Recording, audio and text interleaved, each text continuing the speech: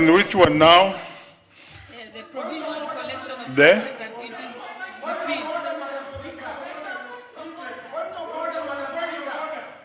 Honorable Speaker, I beg to report that the Committee of the Whole House has considered the Provisional Collection of Taxes and Duties Repeal Bill, National Assembly Bill number 18 of 2025, and approved the same with amendments.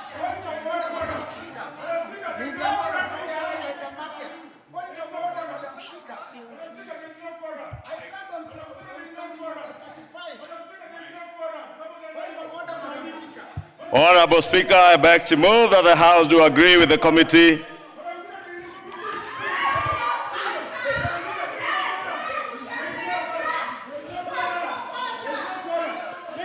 Honorable Speaker, I beg to move that the provisional collection of taxes and duties repeal bill, National Assembly Bill number 18 of 2025, be now read a third time.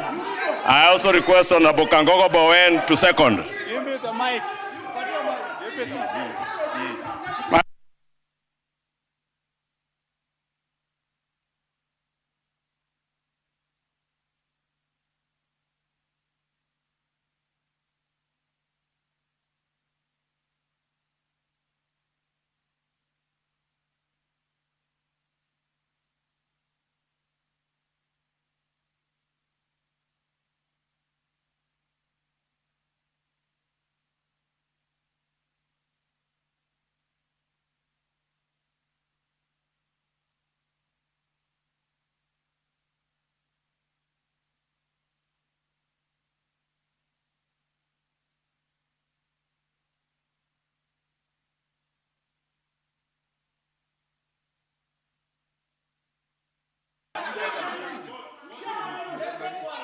Honorable Mbui, Honorable Muathe, the reason why I'm not paying attention to you is because you are grossly out of order.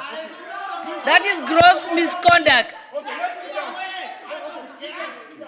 Standing order number 107. And in any case, you have attempted to remove the mace from its place, in which case I will expel you from the House.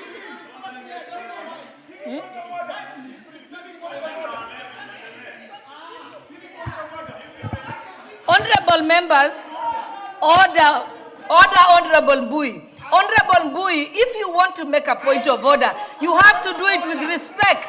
You cannot do it in a disrespectful manner. And you cannot attempt to remove the mace from its place. And for that reason,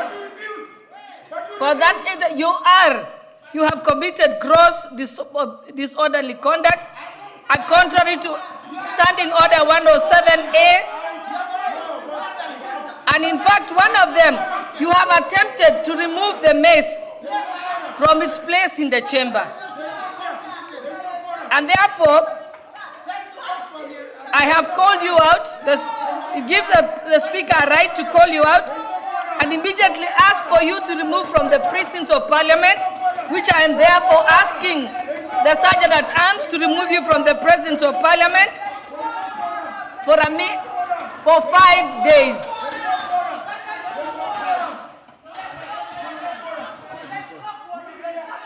Sergeant at Arms, proceed to remove Honorable Mbui.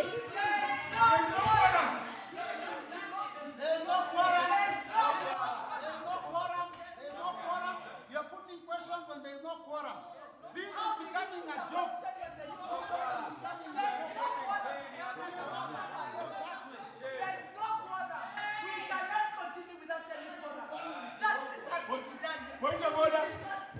Honorable members, even when you went to make a point, you have to do it in an orderly fashion, in conformity. Honorable Mawade, you're also grossly out of order. Honorable Mawade, you are part of trying to remove the mace from its place. You have offended Standing Order 107, so you are going to be removed and expelled from the precincts of Parliament for 5 days. Sergeant at Arms, proceed to remove him.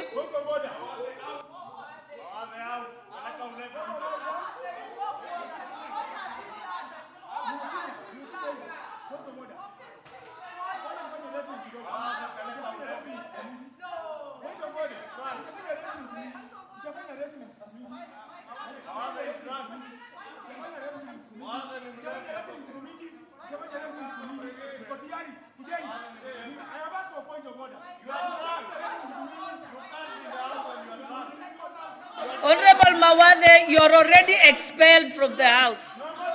You're already expelled from the precincts of Parliament, and therefore you cannot even make a point of order. Please leave. Sergeant at Arms, proceed to remove Honorable Mawathe.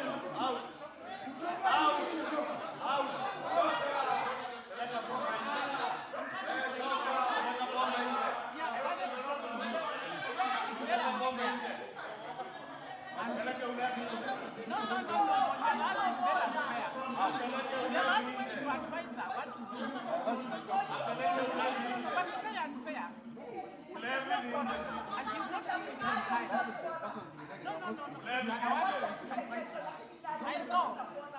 But God is also seeing. And Kenyans are seeing. Yeah, it's very unfair. We should identify the right way. Yeah, that's very unfair. You're not just here to take some stuff from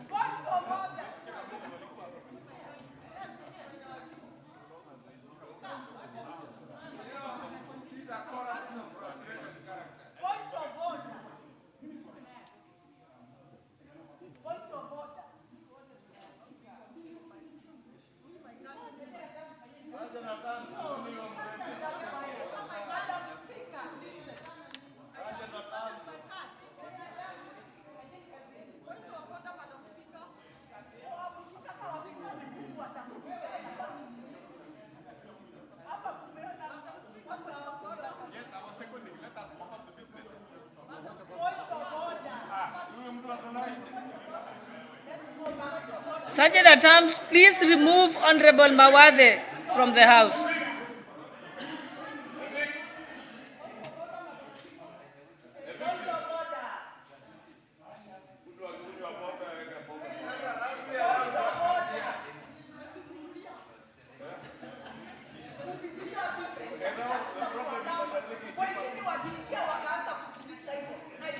Honorable Milema, Honorable Omboko, please proceed.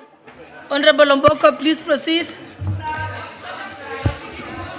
Honorable Speaker, I beg to report that the Committee of the Whole House has considered the Government-Owned Enterprises Bill, National Assembly Bill number 40 of 2025, and approved the same with amendments. Mover. Honorable Speaker, I beg to move that the House do agree with the committee in the said report, and I also request the Honorable Kangogo Bowen to second the motion for agreement with the report of the Committee of the Whole House. Madam Speaker, I second. Honorable members, I propose the question, which is the House do agree with the committee in the said report. Honorable members, I now put the question, which is the House do agree with the committee of the said report. Will as many as of that opinion say aye? Aye. Will as many as of the contrary opinion say nay? The ayes have it. Mover. Mover. Mover. Honorable Speaker, I beg to move that the Provisional Collection of Taxes and Duties Repeal Bill, National Assembly Bill number 18 of 2025 be now read a third time, and I also request the Honorable Marianne Ketanyi to second. Madam Speaker, I second. Honorable members, I now propose the question, which is that the Provisional Collection of Taxes and Duties Repeal Bill, National Assembly Bill number 18 of 2025, be now read a third time. Honorable members, I now put the question, which is that the Provisional Collection of Taxes and Duties Repeal Bill, National Assembly Bill number 28 of 2025 be now read a third time? Will as many as of that opinion say aye? Aye. Will as many as of the contrary opinion say nay? The ayes have it. A bill for an act of parliament to repeal the Provisional Collection of Taxes and Duties Act and for connected purposes.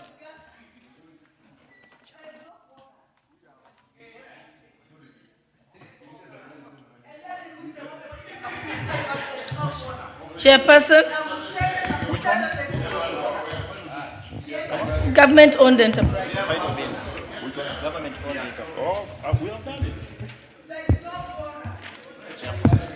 Thank you very much, Honorable Speaker. Honorable Speaker, I beg to move. Let me get my specs. In the right paper, you beg to report. Come. Leader. Just come over, leader. Okay, very well. Honorable Speaker, I beg to move. Chairperson. Report. Very good, very well. Honorable Speaker, I beg to report that the Committee of the Whole House has considered the Government-Owned Enterprise Bill, National Assembly Bill number 40 of 2025, and approved the same with amendments. And remember, we have done this one. Mover.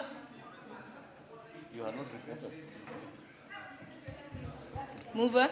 Honorable Speaker, I beg to move that the House do agree with the report of the Committee of the Whole House on its consideration of the Government-Owned Enterprises Bill, National Assembly Bill number 40 of 2025, and I also request the Honorable Jamatia, the member for Baringo, to second the motion.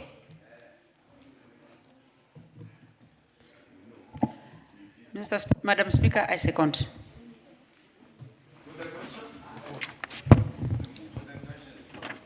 Honorable members, I propose the question that the House do agree with the report of the Committee of the Whole House on its consideration of the Government-Owned Enterprises Bill, National Assembly Bill number 40 of 2025. Honorable members, I now put the question that this House do agree with the report of the Committee of the Whole House on its consideration of the Government-Owned Enterprises Bill, National Assembly Bill number 40 of 2025. Will as many as of that opinion say aye? Aye. Will as many as of the contrary opinion say nay? The ayes have it. Mover.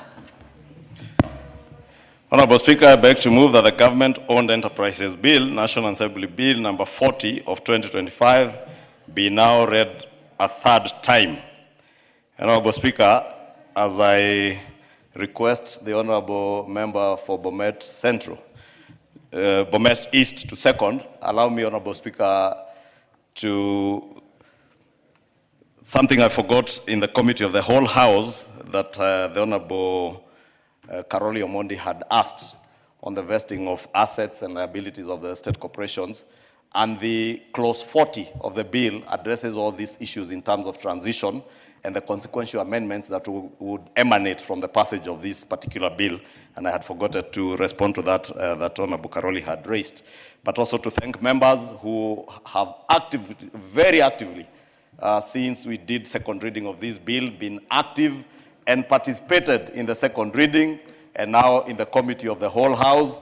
And all these members, on a Thursday afternoon, having close to 60 members of Parliament seated in the House, is indeed commendable, considering that some of our colleagues in ODM, as had been pointed out earlier, in Mombasa, celebrating ODM at 20 and saying tuko tayari, na tuko tayari for sure. Honorable Speaker, also allow me to admonish the acts that we have just seen here by the member for Kathiani, attempting to grab the mace to attract the attention of people outside the precincts of Parliament or outside this chamber. Because, Honorable Speaker, there is a way we conduct ourselves with decorum in this House, and you have done well to send the member out. And indeed, I want to encourage any of the members of this House to move the House to name this particular member. And more profoundly, Honorable Speaker, the member for Embakasi South, the Honorable Mawave, who clearly looks intoxicated.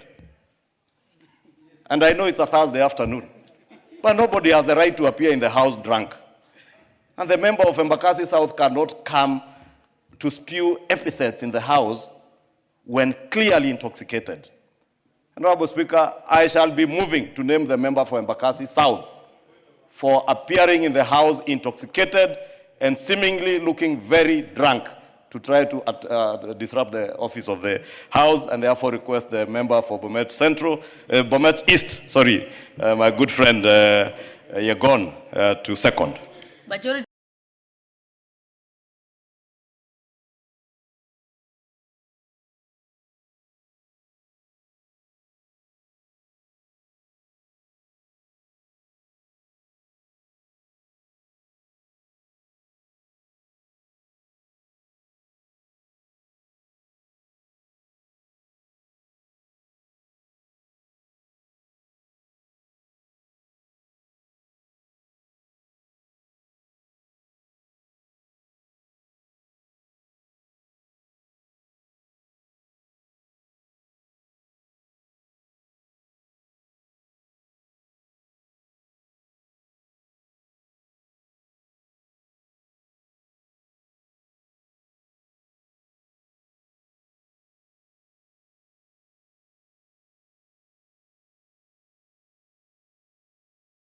Leader, allow me to correct you before. A bill for an act of parliament to provide for the establishment, control, governance, A bill for an act of parliament to provide for the establishment, control, governance, performance and ownership of government-owned enterprises, public service obligations in respect of government-owned enterprises, facilitate the reconstitution of existing government-owned enterprises into public limited liability companies for the transfer of the assets, liability, and the business of the government-owned enterprises to companies and for connected purposes.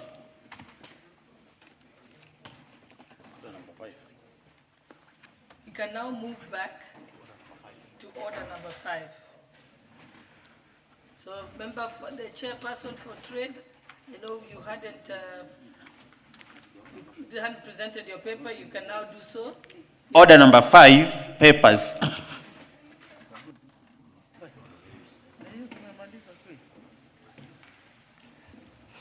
Honorable Speaker, I beg to lay the following paper on the table of the House today, 13th November 2025. That is a report of the Departmental Committee on Trade, Industry and Cooperatives on its consideration of the Comprehensive Economic Partnership Agreement between the Republic of Kenya and the United Arab Emirates. Thank you.